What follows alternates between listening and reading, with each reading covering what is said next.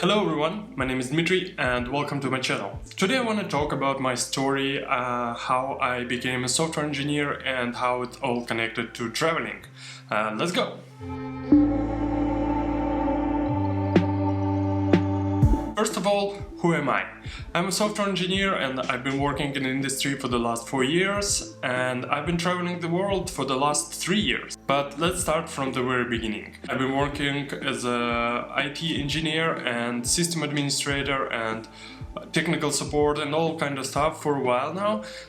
So I've been working in IT for 8 years, I think, yeah, but I didn't like what I'm doing. I've been working in a position where I don't know where it goes, so I didn't know what the future is. I didn't know, I barely know what I'm doing on my job. It was kind of messy, so I really wanted to turn it into a career where I really love what I'm doing and what I really know where I'm going with the career. 4 years ago I decided it had to stop and I have to research some new job for myself.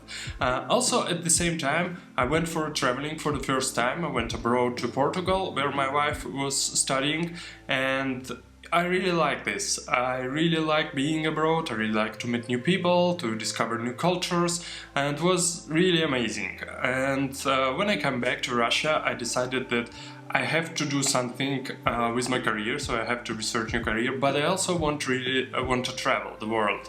And I didn't know back then the terms digital nomad, or basically I didn't know if any people were doing it. So I started researching, I started asking questions on the internet. Hey guys, I want to discover new career, I want to travel, that career fits to remote work. So it was kind of crazy, and many people said to me like, it's basically impossible, you can't do the new job, and also traveling at the same time, everything is a dream, many people said on the internet. I was kind of disappointed, a little bit sad, but I started to discovering software engineering, which was kind of fits my needs, because the remote work in software engineer was pretty popular and it was close to IT where I already worked. So I learned to code.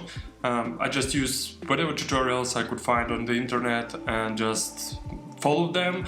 Then I started to understand a little bit, and the magical thing happened, because I really love programming. I really love to create things, to build new things, especially web programming, because I kind of like web. I like internet, I like the web popularity nowadays. I think there's so many possibilities in this area. So I really like and I started to develop myself, but because of all people who've been stressing me out from the internet and said you can't go to freelance just right after learning to code, so you have to work in an office for several years. So I decided, well, it's better to go to office and work for at least some time. And so I did it. I worked in the office for 1 year. Actually, I want to say right now, if you really want to go to freelance or find a remote job and go to travel, just do it straight away. Don't worry about people who will say you that it's impossible, it's going to be really hard.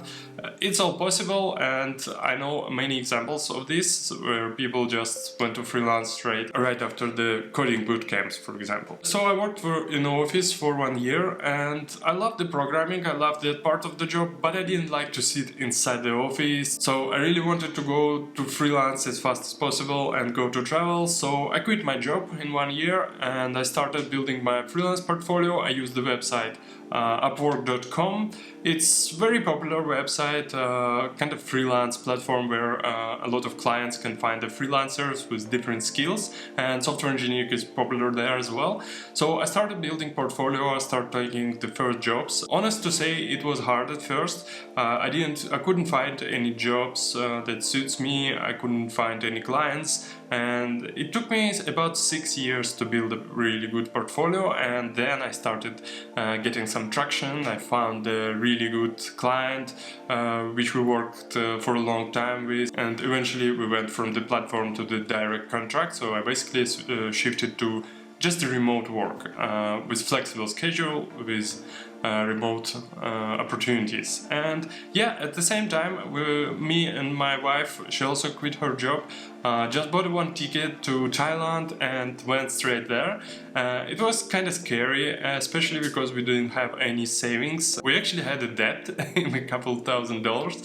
So my advice to you, if you decide to do this, it's better to save up some money, and of course don't go with the debt, because it's going to be hard to build a portfolio, start remote working, and also traveling could be quite expensive, especially at first when you don't know any hacks or you don't know how to live cheaper. So for the last 3 years we visited many countries, I think around 20, most of them in Southeast Asia. We met a lot of great people, mostly digital nomads, remote workers. There's many communities, so when I thought there's like nobody who doing this, it's actually the opposite. There are so many people, and digital nomad movement is so popular. Most of the people we met were really interesting and we shared the same interests, so there's a lot of meetups and communities and co-working spaces, co-livings, and yeah, this is a great community. I want to really thank everyone I met on my road. And of course we visited so many great places, we discovered so many nice cultures